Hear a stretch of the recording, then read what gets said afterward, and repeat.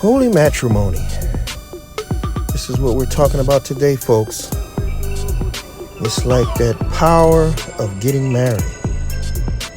That special ceremony where everything's white, everything's great, life is great. You're about to embark on something very special, especially biblically very special. That major commitment, that holy matrimony.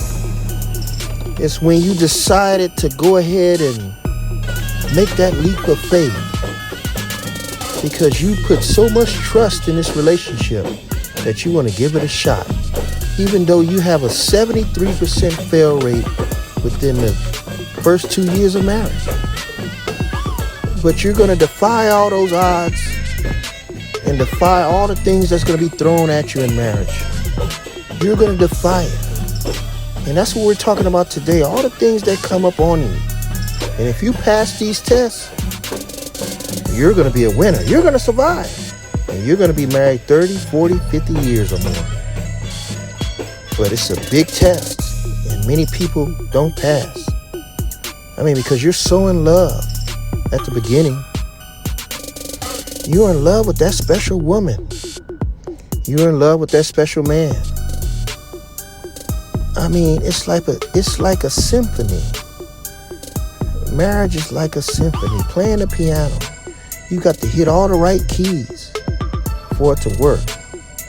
You got to be able to deal with all those things, all those gigolos, all those evil spirits that's going to come at you to ruin your marriage. You're going to have to deal with making sure the ring is right, the right proposal.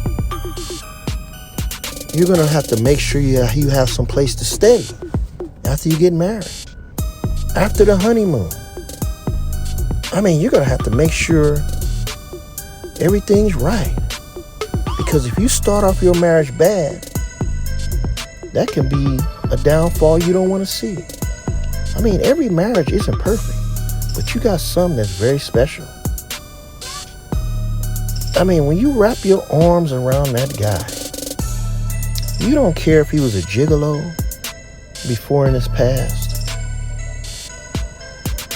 All you care about is making sure that mother-in-law doesn't break it up because she's lurking. That's something they don't talk about in marriage, is that mother-in-law. That mother-in-law can be a problem. She can end up being with you for the rest of your life as long as you're married. And she don't care. As long as you're taking care of her, as long as she got that TV in her room, she does not care. What about a dog? Can a dog ruin that holy matrimony? Animals. Cats. Because a cat can see a good person or a bad person a mile away. Cats have special type of senses where they can tell if you're good or bad. What about if you have a wig collection? Maybe that bothers the man, the fact that you change up every day. What about kids? Can kids throw a wrench in something because of the pressures and stress of raising kids? There's many answers you got to answer. What about if you're broke? After the wedding, after you pay for everything, what if you just don't have money to have fun anymore? Is that a problem? Finances is one of the major things that end marriages because you just don't have the money to survive. What about sex before marriage? Some marriages, they wait until after you're married, and it's great. But what about if you had sex before you got married? Does that ruin the honeymoon? Does that ruin the marriage? Because you're used to each other. You get bored. How about that? There's so many dilemmas to marriage. Sometimes maybe that love just kind of dwindles away after so many years. Marriage is such a big commitment. You twirl around his mouth. You're like, man, can I lay here with you forever? We can sit here and tickle each other's nose and be in love with each other. But what about when you get older? Is love going to still be there? What about your religious preferences? Is he equally yoked like you are? I mean, that's something that people don't talk about. Religion. What about if your friends say, hey, I saw your wife talking to some guy, some gigolo at the mall. Do you know who this guy is? The American gigolo? I saw your wife talking to him at the mall. They was having lunch. Would that throw a wrench in your marriage? I mean, there's so many things you have to think about when you're walking that beach together. When you're walking and you're talking and secrets are being held. No one wants to come clean and let you know what's going on. Secrets that can stop a marriage. I mean, when you walk and think about all the things you've been through, even before you got married, sometimes all the skeletons are not out. I've sat there and I've interviewed and directed many couples, and they say the same thing. I'm in love with this gigolo. I don't care what you say, Egg Dog.